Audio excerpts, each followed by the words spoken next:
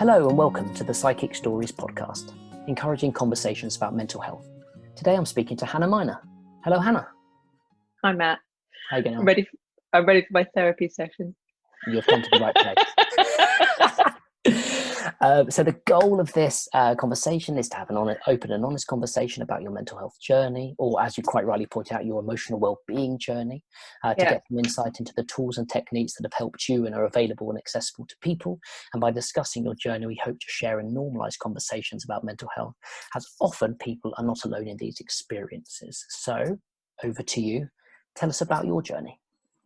So I suppose the bit at the beginning that you kind of said, Matt, is quite important for me to talk about it in terms of an emotional well-being journey as opposed to mental health, because I think mental health unfortunately has such negative connotations typically when people hear that word, particularly in things like the media and the press. So I actually find it quite jarring, and I know that mental health, it's great that we're talking about it, but for me it shouldn't be something that's just a crisis mode. And mental health for me encapsulates someone being in crisis, or in a hospital, mental health hospital. Those are kind of the annotations that come with it, whereas actually emotional well-being is something that we all need to practice in the same way that we do physical well-being. And it should be just in the same way that you go to gyms, you should think about, okay, how is it that I'm going to look after my emotional well-being? So I think that's definitely something, the way that I could like to frame it. I suppose in terms of that would all start with me at the beginning, I think from 17, 18, started having various episodes, would then start speaking to therapists, psychiatrists, counsellors. And I think it's at that point that I found it very difficult to talk about mental health because of the negative connotations of it. And I guess looking back, if I could have phrased it in a different way, I actually think that would have made it easier for me. So saying I'm going somewhere to look after my emotional well-being, I would have found a lot more accessible than saying I'm going to talk to somebody about my mental health. So actually it's focusing on the positives as opposed to what you perceive to be the negative. Because it's interesting to say that, because there's a lot of like you quite rightly point out, there's a stigma around the word mental health and mental health in general. What people are trying to push forward is that, say, mental health isn't necessarily those negative intense episodes. It's actually it's the health of our head, as like you said, the health of your physical body. But like you said, it comes to those connotations. So referring to it for you positively. So did you find that when you were when you were speaking to those therapists, when you were going through those periods, did you find that emotional well-being support? So yes, and I suppose what I was also thinking about when we were having this conversation was, so probably my first, I guess, episode you would call it, or incident, was when I was 17, so now 35. Actually, there's lots of points between that where things have been more acute, right? So where things have been in crisis situation, or you might have felt like you need to talk to somebody, or maybe it's take medication, or actually, do you know what? There's been various points in my life where I've been speaking to therapists, or I haven't, or I needed to do it for a short period of time. So that's where I think it's about the journey of finding that. And I think at the beginning, when I was thinking about tips, if somebody was feeling overwhelmed, because that's the feelings when you're often in crisis mode of who to talk to, there is actually quite a lot of stuff out there you can find on an anonymous and free basis if you know where to look. And I would say, obviously, the first place for me was the GP. And actually they're quite used to these sort of conversations, because I was thinking about, I know we'll get to the section at the end, but in terms of what tips are there, obviously talking, especially for someone like me, is a huge benefit, right? Because it helps me share the burden, it helps me really let go of what I'm saying if I can speak to someone else. Having said that, talking to somebody can be extremely difficult.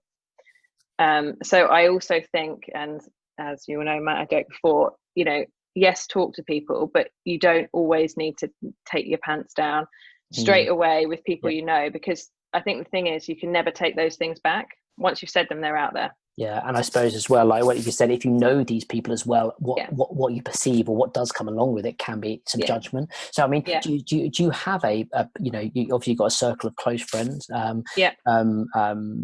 you have that kind of close kind of mental health support within that, or do you prefer to go to something a little bit more anonymous, a little bit more professional? So I would say I definitely do both. So there's definitely, I've got some close friends, of which you are one, Matt, as you well know, so that I would talk to about lots of different things. And there will be some people, so like there's a couple of my other good friends who also suffer from anxiety. So they would get it if I wake up and I just think, why am I so anxious? Why have I got this horrible feeling? They would fully understand that. So I would talk to them about it.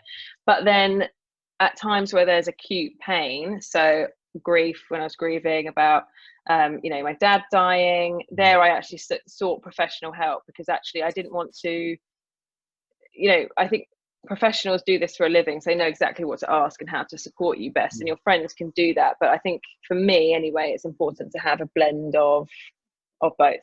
And how did you come to recognize that you needed that support? So like you said, when your father passed away, then you kind of said, okay, I think I know what to do now. How did you get to that point? Because I assume when you said your journey started at 17, you probably weren't. No, you didn't understand that. Yeah. So one of the analogies, I think you talked about it in yours, is around, you wouldn't expect a marathon runner to run a marathon with a broken leg. And just because you've broken your leg once, i.e. had an incident, or, had a situation where you felt not in control, or you felt anxious, or you felt depressed, all of these things. And that's, the analogy of the broken leg. When you kind of get back to a more stable emotional state, doesn't mean your leg's going to break again, but you maybe need to be a bit careful of it. So I think I'm quite aware that actually I'm not going to go into that situation again where, the world sort of crumbled around me. But in order to do that, I'm going to have to do some things that look after my leg, or some things that protect me. And I mean, grief is quite a relatively obvious one, I would say, in that they know that people are going to find that difficult. I also remember thinking it was useful for me. So I ended up getting this through work, but there is a charity you can get it through, because my sister got it through a charity. If I go and 80% of the time it's not useful, that means that 20% of the time I found the sessions really useful. So 20% is better than no percent. So I think you're never going to get 100% success rate. And the other thing I think that's really important is I was trying to count. I can't tell you how many therapists or counselors I've spoken to at, school, university, post that, workplaces. You don't get on with everyone, and that is okay. And I think that's really important to recognize that, actually, especially if you haven't done it before, that actually the first person you speak to might not actually be the right person for you.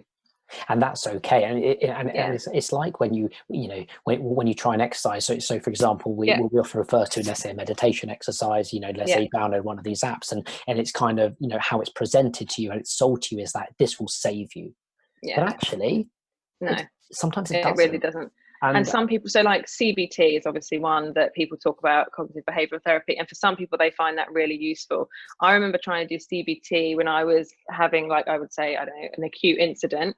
My mind was so busy that I could not focus on that. So actually I got really stressed by thinking of doing that.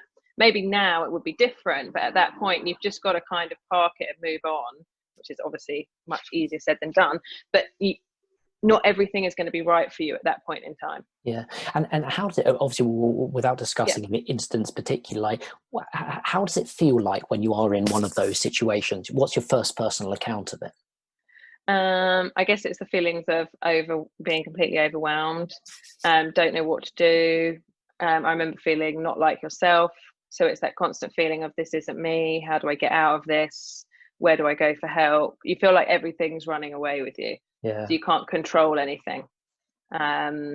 So often people will then try and control things. So obviously common ones you spoke about, I've obviously lived through as well, things like controlling food, or they might control exercise, or some people control spending. I know people who have either spent a lot or spent very little as a way of controlling what they do, because you're feeling like everything is running away with you and you almost can't see the way out. And in terms of that kind of, do you find that actually asserting control in the situations actually is beneficial and useful? Does it bring you this kind of momentary period of calm? I would say that's what I guess your brain is trying to do, right? Your brain is trying to take back control of something because it's not controlling anything. But in the long term, that probably isn't going to be the solution. And at the time, you almost mentioned your brain in the third person. Does it feel like that? Does it feel like that everything is just for sure, and almost that you've got no control over it, like a runaway horse? It's like completely runaway. It's like you look back, or I look back at the time, and it's like, that wasn't me, because how could that have been me? Because none of the things that you think about that are yourself feel natural anymore. Something that I found really useful when I am stressed or anxious now is actually, and I think again we often try and think of the negative or what we haven't done, actually, okay, what am I good at? Because I know that there are certain things I'm good at, and if I can try and think of those when I'm getting really stressed, then you can almost park the stuff that you're not great at. Yeah. So is that, you've also got a very firm understanding of your confidence and what you're, like you said, you're confident in your certain abilities. Like, if you wouldn't mind sharing, what are those abilities that you say, do you know what, this is me, I'm good at this, and this isn't going to change? I think, you could tell me if I'm wrong, Matthew. I think that I'm good at talking to people, right? So I really enjoy that. And, it comes back to what you were talking about, the toolbox of what makes you feel good. It makes me feel good talking to people. And is that a specific type of conversation? Or is it literally just the act of conversation? Just the act of conversation. Yeah. And it also find, like, for me, in terms of CBT, so obviously not obviously, but the idea of CBT is it takes you out of the future focus stress and you're focused on the immediate. For me, conversation does that. Yeah. So it's not thinking about what I'm eating, for instance, or thinking about how, I don't know, my clothes feel or the air whooshing against me, but it's conversation will take me out of that moment. And in a way, it's kind of, in some sense, we had a great conversation with a psychologist who talked about, that a very powerful visualization that when your brain is running away, it feels like it's on fire. There's a blazing inferno in there. And what she visualized, she said, okay, what can you do? Can you visualize turning the sprinklers on and just tamping down the walls? So for you, having that conversation allows you to kind of regain control over your mind. Yeah. And the other thing so going back to how you try, and this is coming into the tips, that what I was thinking of is, it doesn't need to be a big thing to be a success. So actually getting out of bed and, say, getting dressed is a huge achievement, right? It's a massive achievement. Lots of people go days, weeks where they can't do that. So actually think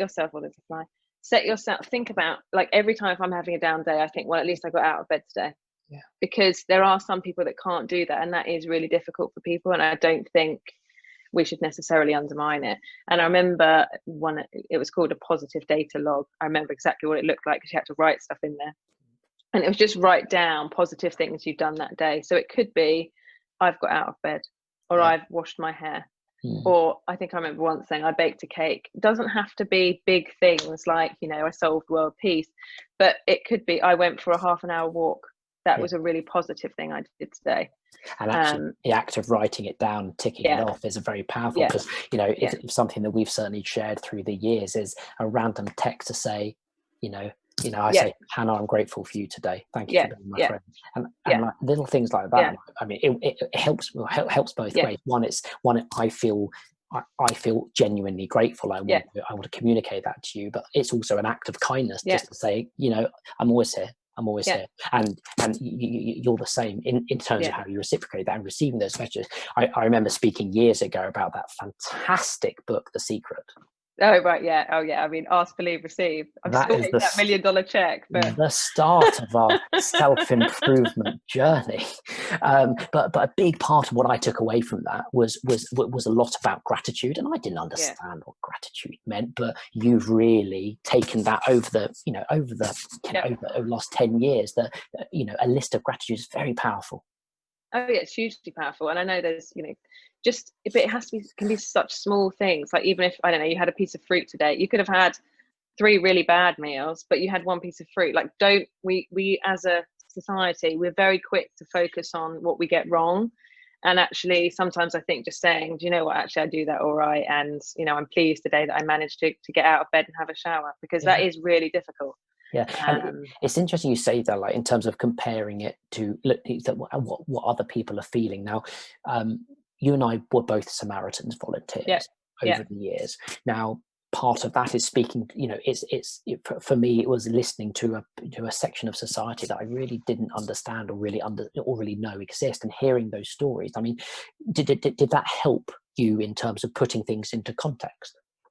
So I wouldn't say it's probably the context thing. So definitely at the beginning, so I think I said, so I went to GP first, and then there was a free counselling service for young people where I lived.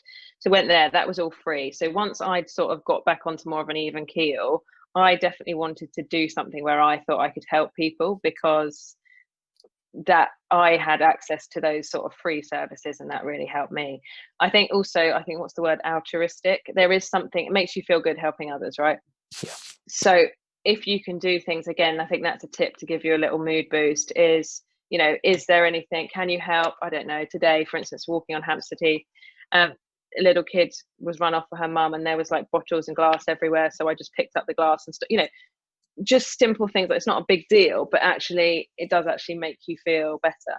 Yeah. And especially during lockdown, I suppose lots of people have had the opportunity to practice that, but even if you haven't, you still can, like checking on your neighbour, or does anyone need anything? And then, and I suppose in lockdown that is fundamentally important. Like, and have you found that your altruistic acts have helped you during this period? Because I mean, let's be honest, it's been a really tough time. And how have you coped? Yeah, definitely. I mean, it has been a tough time. I think you have to be. It's hard, right? Because I would say that I've had a lot of time to reflect about myself and understand myself when I'm going to get stressed. So I would say that I'm relatively good now understanding what my stress triggers are going to be. So I know that if I don't go outside or get fresh air, see family, see friends, I know that's going to cause a stress environment. Yeah. So like last week, Matt, this is the other thing that was really, we were going to do this conversation last week, obviously. Yeah.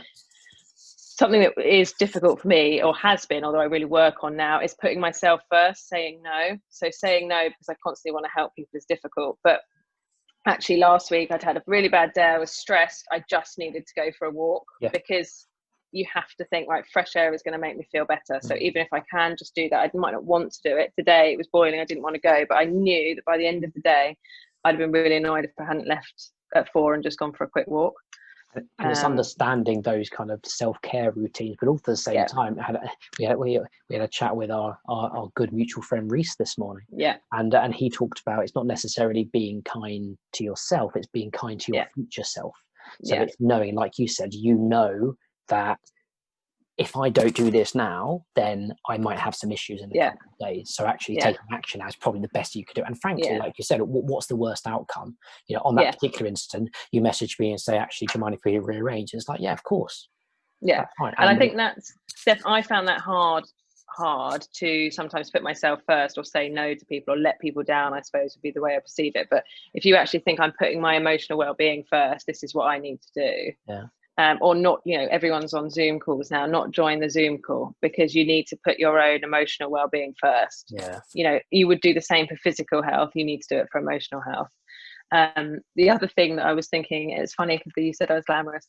Something that has really helped me is actually getting ready and putting makeup on, doing my hair, feeling like I look good, which may sound trite. And I'm sure there's loads of people who may listen to this or might think it's not feminist. But if I have my eyebrows done, eyebrows on, face, earrings, I feel so much better.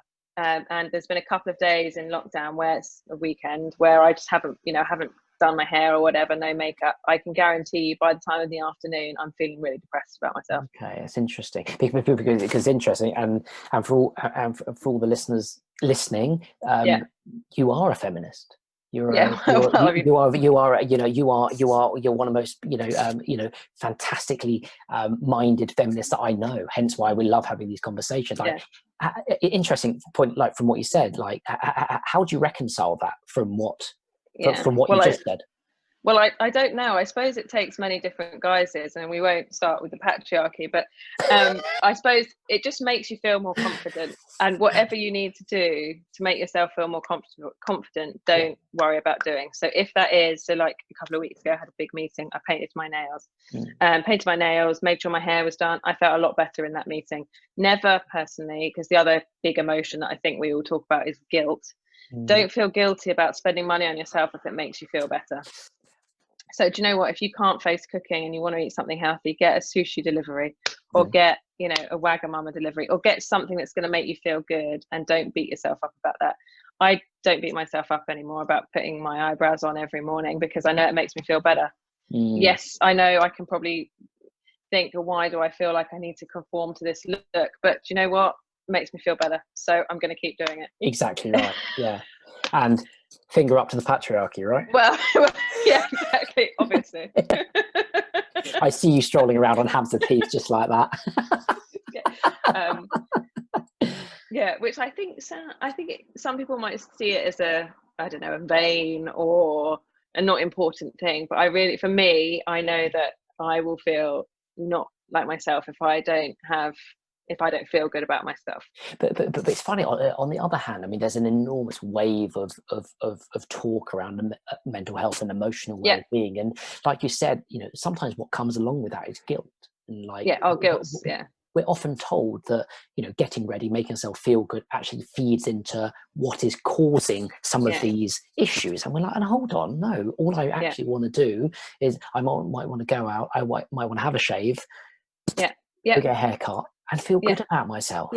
And that's okay. But exactly. it seems we're caught in conflict. We've got one voice of society saying, no, that's feeding the negativity, and the other one feeding saying, so it drives me crazy. So just do what makes you feel better. Well, yeah. Well, I think you've got to try and listen to yourself. And the other thing that I was really thinking when I was like, right, what tips do you have for somebody, is it's okay if you haven't done anything yet. Yeah. Because there is so much guilt with, I should have done this years ago. I hate the word should. So I'm sure I've said to you before many times. I should have done it years ago. I should have done this. I should have done that. Forget that, because that's just making you feel guilty. It is okay not to have done anything. And it's okay not to do anything today.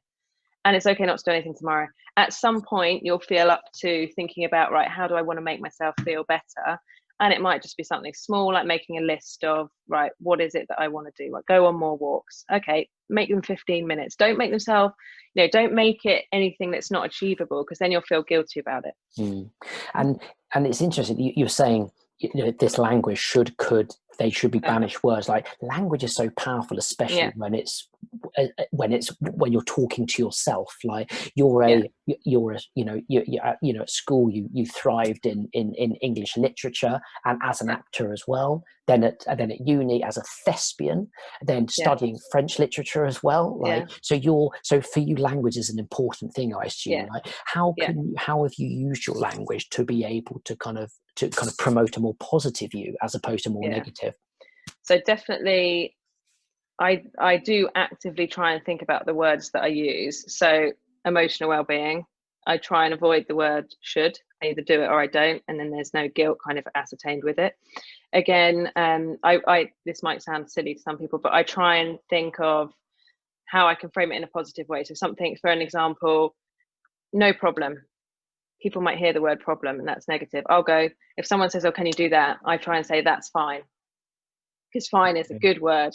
Problem is, like, I do actually try and think about, okay, what is the positive side of what I'm trying to say?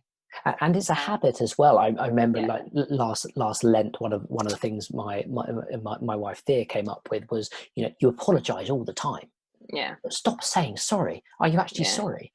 And actually catching yourself and changing those habits is actually really important, because when you come across and you say, for example, should, could, there is a residual feeling of guilt. Or if I say sorry, I'm like, why the hell am I sorry? Like, and there's feelings that come along with words. Actually, language is way more powerful than we perhaps perceive.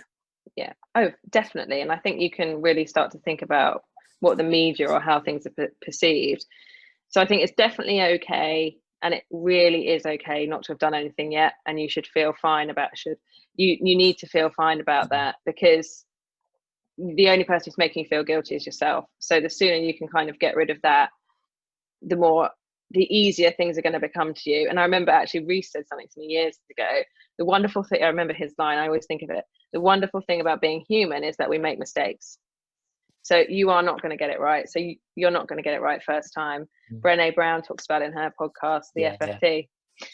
So give yourself some leeway. So we've been in lockdown for 3 months. I'm still sitting on my dressing table currently here now. I haven't ordered a desk. I only tried to order a desk this weekend. It's been 3 months since I did that. But I'm not going to get angry about it, because that's just the sort of person that I am. Doesn't mean that it's right or wrong. I don't want to feel guilty that I should have done it 3 months ago when they were in stock and now they're sold out everywhere. But that's just something else.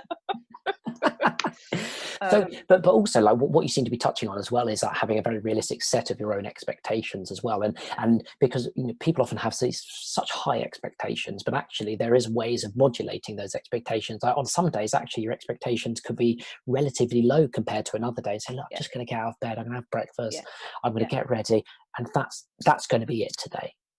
Exactly. Do you find, how are you able to modulate those expectations? Because it is hard.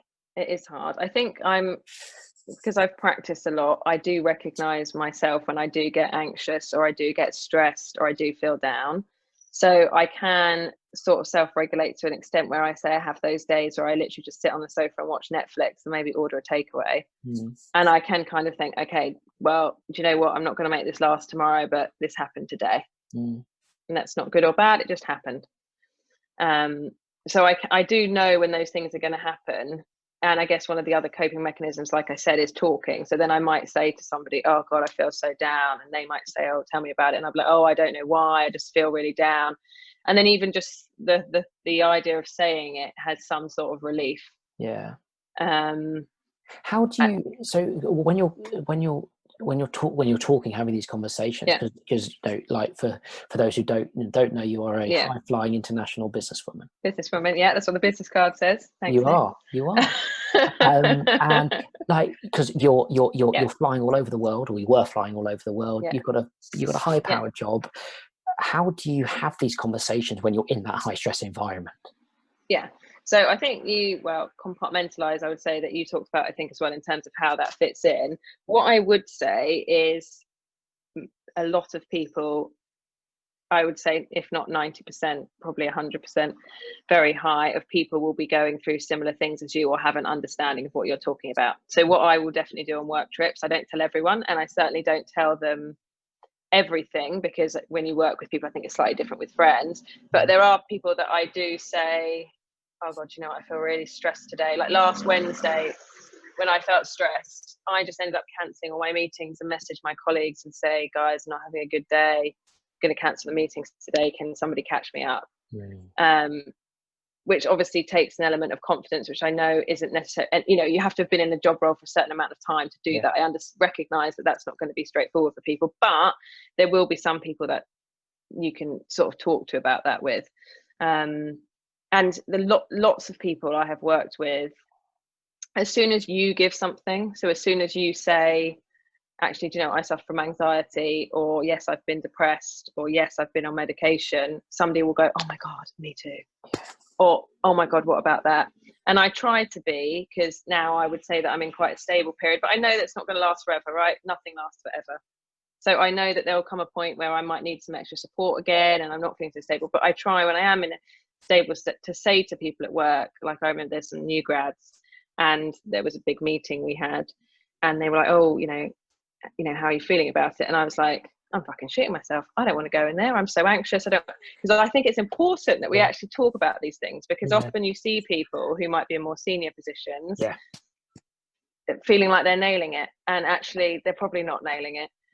Or they are, but there's a lot of things going on in the background. And it's something I'm just going to touch on, because now obviously you're not a grad, you are scaling the heights of multinationals. But is it important for you to be that role model for the younger version of you? And I wouldn't even say it's not a younger version of me. I just think personally, I think it's important that we all talk about our emotional well-being in the same way that we do about the gym. I think it's important that if you have gone through experiences and you are feeling in a more stable place, that you make the situation comfortable for those that aren't currently. Because nothing is certain, but nothing lasts forever, and people do go in cycles. And there will come another time when I need some more support, and I'll probably speak to somebody. You sent me the message the other day. I'll probably speak to another therapist, counsellor at some point for a period of time. But I think it's very important that we talk about it, because if you don't talk about it, it seems like mental health and scary. And it's not scary. We're all going through it. We're all going through it. But when you say mental health, and you read all these horror stories on the news, and initially, I mean, when we were younger, you would hear all these stories about, oh, loonies or whatever, and it's just us, it's just normal people, it's not scary, it's what we all go through, and some people will feel it worse than others, but we can all help each other. Have you found that on the other side of the corporate environment, like obviously you're very supportive and you're supportive of others, and hopefully they're supportive of you as well. Have you found instances where there's been very little support and you found it hard? Definitely. Definitely, particularly if you work for people or work in an environment. But again, chances are there'll be somebody there, even if it's only one person who's like-minded to you. So I suppose the trick is to try and find who that person is, or if not, speak to someone outside of your work network, so your friends. Like I think I remember, Matt, when I was living down in Clapham, but do you remember when I was having that difficult period at work and we used to go for a run, and the run would really take my mind off it. I mean, you were like, oh, you just got to run, and then because I was running so hard I couldn't think about what was stressing me out. And that worked for you. That worked for me at that point in time. And that's what I needed right then. And I think it's one of those things. And from the friend's perspective, you've got to remember that if someone does reach out to you like that, like, don't say no. Yeah. I'm sure there's certain instances where you can, but if someone reaches out to you like that, there's very few instances where people reach out to you like that, and you've actually got to build that trust that you can reach out. And because like our favorite poem, Risk. We love that. Yeah, we love it. Take a risk, be vulnerable. But if someone shuts you down, even if they don't mean it, even if they're busy or doing something else, like, those conversations aren't going to open up again. So, for example, like you said on those runs and stuff like that, as soon as you say, I want to go for a run, it doesn't mean you want to go for a run. It means I'm feeling like shit. Yeah, come for a run with me, and that will make me feel better. So it's kind of like, right, drop everything, let's go running. Yeah, exactly. Lucky I run a lot. Lucky you run a lot, Matthew, exactly. But there are going to be times where you're not supported, but I would hasten to bet that there are people in the workplace. You can find people in the workplace who will be experiencing similar things to you. And I think, the generation under us are even more well-versed in emotional well-being than we are. But I think it's just trying to find those people and talk about it. And I guess it's as well, I kind of see my role as, if somebody does talk to me about something, say in a work context, I won't bring it up again unless they do. Because like that reference I made about taking your pants down, once you've said something, you can't unsay it. So some people might say things and then almost regret saying it because they wish that person didn't know something about you. So I wouldn't then ever bring it up again unless they do, because I won't ever want to make them feel awkward. But in that situation, like, yes, you wouldn't bring it up again, but would you make a conscious effort just to kind of every so often just to go, are you okay? Yeah, definitely. Yeah, because I think that's because actually just talking to each other and just going, how are you doing today? Are you okay? It's very, very powerful. It is very powerful. And I'm just quite conscious, just thinking now, of people listening to this, where for some people that's really not that easy. So, we said like getting out of bed is actually incredibly difficult. For some people, talking to people really isn't that easy. So, things that other people can do in terms of, well, we know the Samaritans had a text system, but texting can often help, because that might make you feel anonymous. Writing things on an email, writing things down, having a diary. But I'm just really conscious that I don't want you and I to sit here as great friends talking about, I'll ring somebody, when actually that could be quite overwhelming for some people. That's a very good point. And do you so just not going back, but just thinking more generally around, you were saying about, let's say you say the emails, the text, even like the talking therapy and stuff, have you found instances where that hasn't been accessible and you can see how people would really struggle there, and therefore in those instances, how can people be supported? Yeah, that's really hard, because particularly if you do go to your GP, which I would say is a good first point of call, because then at least you get your name on some sort of list. But we all know, post-COVID, God knows how long the waiting list is going to be, but we're talking about months. And for some people, by the time they've got to the GP stage, they're at critical point, right? So that might not be good enough. I mean, I don't know them. I know they're all on Sidekick, but there will be a host of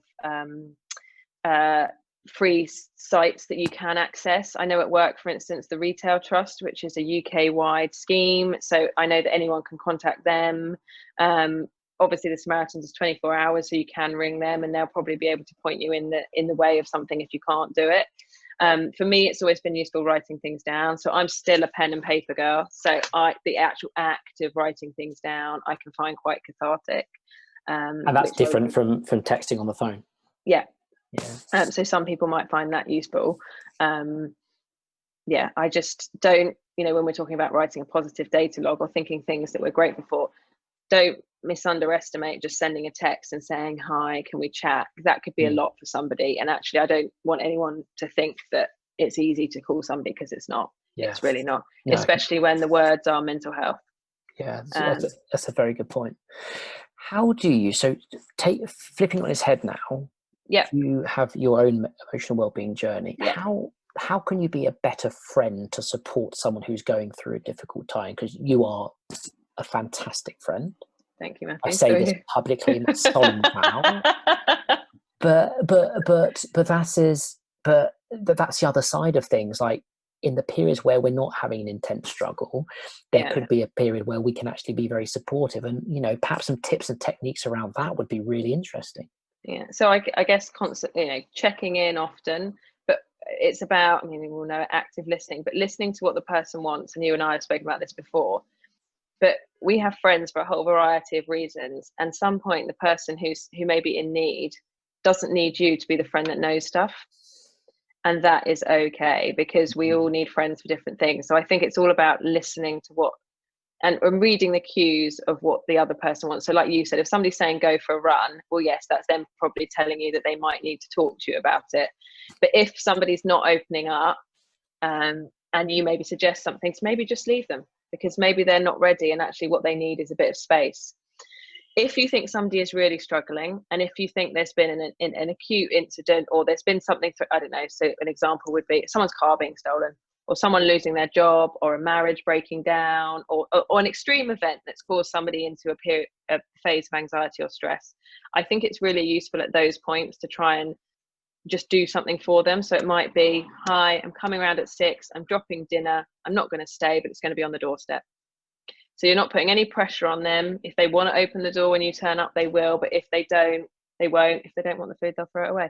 But they may want it. And that, I think sometimes when there's an acute period of stress, you can help by almost thinking for them. And thinking for them might be, do you know what, I'm going to come and sit in your flat while I wait for the door repairman, and you go for a walk. No discussion. So actually in those, but do you think it helps that you can perhaps empathize for someone in that situation? Would you want someone to do that for you, and saying, okay, actually in this situation they may be feeling like this, do you know what, I'm going to go, right, you go for a walk, I've got this, or here's some dinner, I've made it, see you later? Yeah, I think that is something that does help people. And it's the same, like how are you, feeling grateful, or sending flowers, or like a little card or something like that. I'm thinking of you text can go an incredibly long way. It takes somebody maybe less than 20 seconds to type, but that could mean a lot to somebody who maybe on their own, maybe struggling. And like you said, like when people are, if people are, let's say, struggle to reach out to people, but that text as well, that anonymity, anyone can do it, can't they? Yeah. And these actions can make such a difference. Yeah, and people can say things over text that they can't verbalize because it's not their own voice. Well, it is their own voice, but it's a lot easier for some people to have a conversation over text than it is over the phone. And I mean, you say, can I empathize? Yes. And one of the positive things that came out of me at 17, 18, starting to, have an emotional crisis, has meant that I have spent the last, 18 years, 12 years, actually working out, I feel like I know myself a lot more. I mean, in your podcast, you talked about, quarter life crisis. I had it at 17. Yeah. So I think everyone is going to go through these emotions to some or less degree. But it does give you a sense of understanding. I think you can empathize. But having said that, if you haven't done anything yet, it is okay. Let's just get rid of the guilt, and getting out of bed is a huge achievement. And I really, because in those dark moments, that very act can feel impossible. So even if you've just done that today, you've achieved something that lots of people can't. And you can take that into the next day, and actually day by day, these little things add up and they improve to eventually being able to, function as you would consider yourself normal to. And I think when people are feeling really low, the common question is, and what makes you happy? Well, nothing, because I'm so fucking depressed. Nothing makes me happy. So, I mean, so one of the therapists said to me, it's all a scale. So you might not be happy, but it'll be slightly less bad than if you didn't do it at all. So that I also sometimes think, I might not enjoy going for a walk right now, but actually I'll probably feel slightly less bad than if I don't go. Yeah. So it's not about, feeling happy, again, is an incredibly overwhelming emotion, because it's this goal that society tells us we need to try and achieve.